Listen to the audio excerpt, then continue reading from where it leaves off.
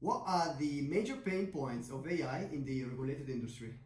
One of the biggest problems with implementing AI in a GMP or GXP government process is the fact that many of the algorithms that you have in this space, neural networks and support vector machines and so on, are heavily over-parameterized. They have tons of parameters, 10 or 20 or 30 million parameters, and that essentially makes them black boxes. You can't really open the bonnet and actually see what's going on under the hood. Much of the regulation in the pharmaceutical industry and medical device industry as well is written around the fact that you can go ahead and test them and actually see what's going on. And you can't really do that the same way with these AI algorithms. So you have to do something else.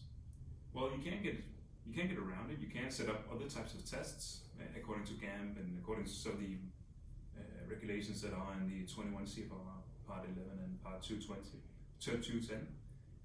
But it's a little more complicated. So you really have to know what you're doing, and that's probably the biggest pain point, I'd say. How did you implement the validation process of your machine learning algorithm? So we've looked very much at the guidelines that are in the GAM5, handbook by the ISPE, and we're following this V model that's in there. We're very much looking at the advice around installation qualification, operational qualification, and performance qualification. And we're trying to do what's being done a lot in the industry already now, where you take some sort of a process, you know what you're putting in, you know what you would want to get out, so you're doing a full PQ of the system, and we're trying to fit our AI algorithms into that. And so rather than trying to disrupt how AI is supposed to be validated and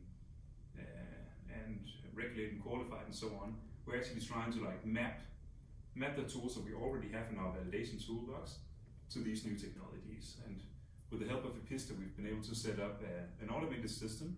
What are your advices for other entrepreneurs that, like you, are in the AI business and they want to get into life science? So if you're looking at the pharmaceutical and the medical device industries, if you're going to do something that matters, it's probably going to be validated or regulated by some regulatory requirement, whether that's in clinical development or it's in the manufacturing side or wherever it might be. There's most likely going to be some regulatory requirements that are going to govern the way that you develop your solution. And rather than just going totally rogue and just developing whatever you would want to develop and make a cool pilot or whatever, I'd actually advise other AI startups to look into the regulatory requirements, understand them, and then take them into the development process.